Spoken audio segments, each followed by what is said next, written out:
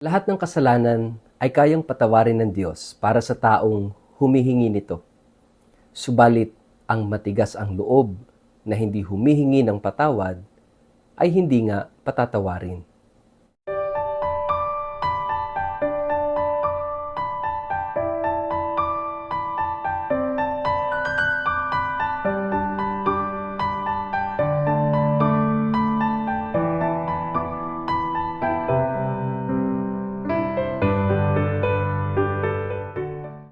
Ang mabuting balita ng Panginoon ayon kay San Marcos. Sinasabi naman ng mga tagapagturo ng kautusan na galing sa Jerusalem, sinasapian siya ni Beelzebul na kapagpapalayas siya ng demonyo sa pamamagitan ng kapangyarihan ng pinuno ng mga demonyo. Dahil dito, pinalapit ni Jesus ang mga tao at sinabi sa kanila ang ilang talinghaga. Sabi niya, paanong mapapalayas ni Satanas ang kanyang sarili? Kapag naglaban-laban ang mga mamamayan ng isang kaharian, mawawasak ang kahariang iyon. Kapag naglaban-laban ang mga kaanib ng isang sambahayan, magkakawatak-watak ang sambahayang iyon. Gayon din naman kapag kinalaban ni Satanas ang kanyang sarili at nagkabahabahagi ang kanyang mga kampon, hindi siya magtatagal at iyon na ang kanyang magiging wakas. Hindi maaaring pasukin at pagnakawan ang bahay ng isang taong malakas, malibang gapusin muna siya. Kapag siya'y nakagapos na, saka pa lamang mapagnanakawan ang kanyang bahay. Tandaan ninyo ito, maaaring patawarin ang tao sa lahat ng kanyang kasalanan at paglapastangan. Ngunit ang sinumang lumapastangan sa Espiritu Santo ay walang kapatawaran, sapagkat siya ay nagkasala ng walang hanggang kasalanan. Sinabi ito ni Jesus sapagkat sinabi ng mga tao na siya'y sinasapian ng masamang espiritu. Ang mabuting balita ng Panginoon.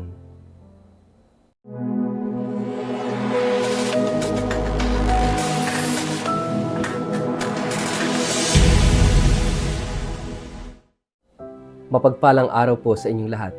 Kumusta po kayo? Ang ating pong word of the day ay unforgivable. Bago po tayo magpalalim sa ating reflection ngayong araw na ito, kayo po ay muli kong inaanyayahan na huwag kakalimutan na mag-like, mag-follow at mag-subscribe sa ating page na Word of the Day. Ganun din po pakishare ang ating video ito sa inyong kapamilya, kamag-anak, kaibigan, mga kakilala sa social media para sama-sama tayo sa pagiging media evangelizers at online missionaries na nagpapalaganap ng salita ng Diyos sa mundo ng social media. Paki-follow na rin po ako sa YouTube at sa Instagram. Mga kapatid, humihingi rin po ako ng dasal sa inyong lahat dahil bukas ako po ay aalis. Papunta po ako sa Rome para umattend po ng International Conference on Clergy Ongoing Formation sa Vatican City. Ang balik ko po ay sa February 12 na. Kaya sana po samahan niyo po ako sa dasal na maging makahulugan at matagumpay ang dadaluhan kong conference na ito. Mga kapatid, mahabagin ang Diyos. God is a God of mercy. Sabi nga, rich in kindness at siya'y mapagpatawad. Subalit, sa gospel natin ngayon, mayroong isang kasalanan na hindi kayang patawarin ng Diyos. Para bang, uy teka, akala ko ba kaya ng Diyos ang lahat? Merong isang kasalanan mga kapatid na hindi mapapatawad. Unforgivable sin. Ano yung kasalanan na yon? Ito yung kasalanan laban sa Espiritu Santo. Ito yung blasphemy against the Holy Spirit. Ano ba yan? Ano ba itong blasphemy against the Holy Spirit?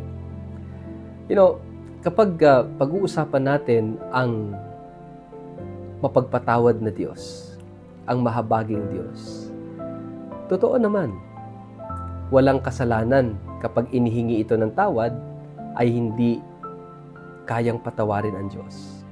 Lahat, as long as there is repentance in our hearts, as long as there is remorse, as long as there is the desire to change our ways, yung bang magsumikap na hindi na magkasalang muli, Yung bang ihingi ng kapatawaran at may kapakumbabaan, no? Yung mga kasalanang nagawa natin, gaano man ito kalalim, gaano man ito kalaki o karami, God can forgive sins.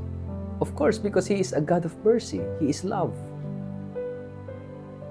Siguro nga, kung humingi lang ng tawad si Judas, bakit ba hindi siya patatawarin ni Jesus? Siguro kung si Hitler na nagpapatay ng 6 million na mga Hudyo ay humingi ng tawad sa Diyos, kaya siyang patawarin ng Diyos. Kung talagang sincero ang kanyang pagsisisi o paghingi ng tawad, subalit of course, nandun yung justice, kaya kailangan pa rin niyang pagbayaran, no? Yung kanyang kasalanang ginawa. But God can forgive. Yung mga kasalanan natin, gaano man kalalim, gaano man karami, ay kayang patawarin ng Diyos.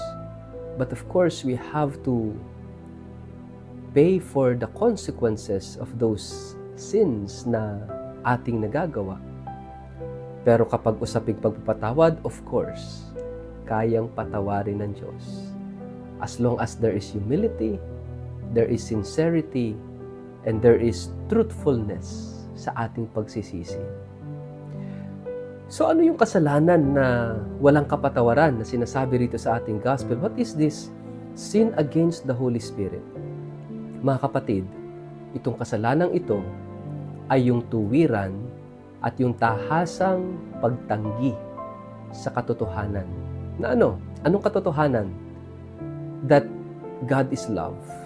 That God is mercy. Ano pa yung katotohanan? That we are sinners and we need God's forgiveness and love. Kapag tinanggihan natin o tahasan, tuluyan at tuwiran nating tinanggihan na paniwalaan at tanggapin ang katotohanan ito, ito yung hindi mapapatawad na kasalanan. Bakit? Kung hindi tayo maniniwala at hindi natin tatanggapin na ang Diyos ay pag-ibig, ang Diyos ay habag at malasakit, at kung hindi natin tatanggapin ang katotohanan na tayo makasalanan at kailangan natin ng kapatawaran ng Diyos, of course, what will be the consequence? Hindi tayo hihingi ng kapatawaran. Hindi tayo magsisisi. Hindi natin tatanggapin ang pag-ibig at awa at habag ng Diyos. We will reject God's forgiveness. We will not ask for mercy and forgiveness. Paano tayo patatawarin kung hindi naman tayo humihingi ng tawad? Paano tayo patatawarin ng Diyos kung ayaw naman nating lumapit sa Kanya, ayaw nating aminin makasalanan tayo, at ayaw nating humingi ng kapatawaran? Anong patatawarin at sinong patatawarin? Mga kapatid, hindi automatic ang forgiveness na porke alam ng Diyos na makasalanan tayo, automatic niyan na patatawarin na lang tayo sa mga kasalanan kahit hindi tayo humihingi. Of course not. Sinabi ng Panginoon, ask and you shall receive. Seek and you shall find. Knock and it will be open to you. Paano tayo patatawarin kung hindi naman tayo humihingi ng tawad? Alam niyo mga kapatid, this is sin against the Holy Spirit. Kaya nga magandang tanungin, tingnan yung inyong mga sarili, yung ating mga sarili. Naniniwala ka pa ba na makasalanan ka? At naniniwala ka pa ba na kinakailangan mong humingi ng tawad sa Diyos? And that is the reason why Jesus sacramentalized the sacrament of forgiveness, of confession. Sinabi ni Jesus sa kanyang mga alagad, specifically sa kanyang mga alagad, hindi para sa lahat. Ang patawarin ninyo dito sa lupa ay pinatawad na nga sa langit. Ang hindi ninyo patawarin dito sa lupa ay hindi nga pinatawad sa langit. Sinabi ito ni Jesus specifically sa kanyang mga alagad and gave them the power to forgive sins in the name of Jesus, in the name of the church. Kasi sinabi niya ito, ang patawarin ninyo, we need to hear it, na tayo ay pinatawad. Hindi memorize lang. Hindi yung isipin mo na lang pinatawad ka ng Diyos. Hindi ganun. We need to hear it. Kinakailangan marinig natin na sa ngalan ng simbahan, sa ngalan ng Panginoong Hesus, tayo ay pinatawad sa ating mga kasalanan. And so we have to ask for forgiveness. Kung hindi naman tayo hihingi ng tawad, paano tayo patatawarin? Kung sasabihin mo namang, direct na akong hihingi ng tawad sa Diyos, paano mo maririnig at gaano ka kasigurado na ikaw talaga'y pinatawad? Mga kapatid, iyon yung kahalagahan ng sakramento ng kumpisal.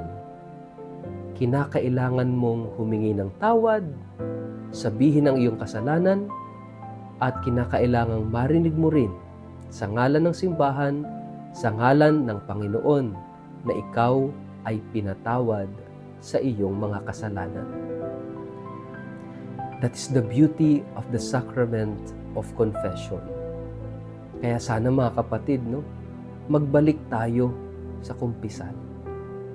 Walang kasalanang hindi kayang patawarin ang Diyos. Kaya huwag kang matakot at huwag kang mahiya. Kaya kang patawarin ni Jesus kahit paulit-ulit, kahit napakarami at kahit napakaraming beses mo na yang ginawa. Don't be afraid. Huwag matakot. Pagsisihan ang mga kasalanan, aminin at pagsisihan. God is a loving Father. God is a forgiving God. Walang kasalanang hindi kayang patawarin ng Diyos. Maliban sa kasalanang hindi mo paghingi ng tawad. Sa kasalanang hindi mo pagtanggap na kinakailangan mo ng kapatawaran. Sa kasalanang hindi mo pagtanggap na mahal ka ng Diyos at kaya Kanyang patawarin. Ito yung kasalanan laban sa Espiritu Santo na sana wala sa atin. Kapag hindi ka humihingi ng tawad, baka hindi ka na rin naniniwala na kinakailangan mo ng kapatawaran. Mga kapatid, hilingin natin sa Diyos yung kababaang loob na aminin at pagsisihan ang ating mga pagkukulang at nagawang kasalanan. Sa ngalan ng Ama at ng Anak at ng Espiritu Santo. Amen. Ama naming Diyos, tulungan mo kami na makita ang aming pagkamakasalanan at bigyan mo kami ng kababaang loob na ilapit ito at ihingi sa iyo ng kapatawaran sa pamamagitan ng sakramento ng simbahan. Amen. Pagpalain po kayo at ingatan ng makapangyarihang Diyos, Ama at Anak at Espiritu Santo. Amen.